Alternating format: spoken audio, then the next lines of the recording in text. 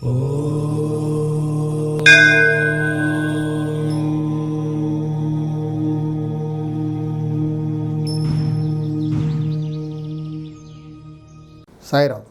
విశ్వకర్మ తెలుగు వాస్తు YouTube ఛానల్కి స్వాగతం. నేను మీ విశ్వకర్మ.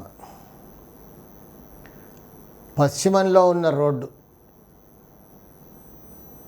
డౌన్ ఉండొచ్చా అంటే ఇది ఫండమెంటల్ బ్లండర్ అనే చెప్పచ్చు. ఏబిసిడీలు తెలిసిన వాళ్ళకి పశ్చిమం డౌన్ ఉండకూడదని తెలుసు.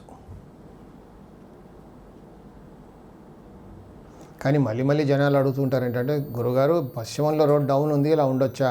పశ్చిమంలో రోడ్ డౌన్ ఉంటే ఏమవుద్ది అంటే, మేము కాంపౌండ్ కట్టేసుకున్నాం కదా, మా కాంపౌండ్ బయట డౌన్ ఉంటే ఏమవుద్ది, మన లోపల ఉండకూడదు కదా అంటారు.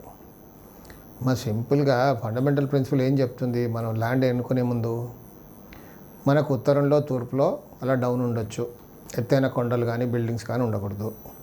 పశ్చిమంలో దక్షిణంలో అలా డౌన్ ఉండకూడదు, లోయలు గొయ్యలు ఉండకూడదు అనేది చెప్తుంది కదా ఫండమెంటల్. సో ఈ ఫండమెంటల్ ప్రిన్సిపల్ని మనం పాటించాలి. కానీ మనం అతి తెలివిగా ఆలోచించి, అంటే అతి తెలివిగా ఎందుకన్నానంటే, కొంతమంది అలా ఇంటర్ప్రిటేట్ చేసుకుంటుంటారు. మేము కాంపౌండ్ కట్టేసుకున్నాం కదండి, కాంపౌండ్ కట్టుకున్నాక మాకు దాని ఎఫెక్ట్ ఎందుకు ఉంటుంది, మా కాంపౌండ్ బయట కదా ఉంది, కాంపౌండ్ లేకుంటే కదా ఎఫెక్ట్ ఉంటుంది. ఎందుకంటే కొంతమంది అలా చెప్తున్నారు మాకు, మీ కాంపౌండ్ మీరు కట్టుకుంటే ఆ దోషం ఏమి ఉండదండి అని.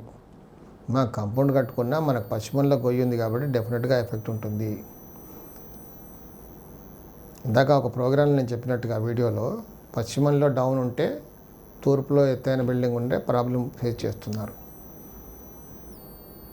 సో ప్రాక్టికల్గా డేటా ఉండాలి. మనం ఏదో పుస్తకాల్లో చదివేస్తాం, లేదా ఎవరో చెప్పేశారు కాంపౌండ్ కట్టుకుంటే ఏమవదు, అక్కడ ఉండి అనుభవిస్తే తెలుస్తుంది ఏమవుతుందా అవదా అనేది. పశ్చిమం డౌన్ ఉంటే డెఫినెట్గా మగవాళ్ళకి కష్టంగా ఉంటుంది.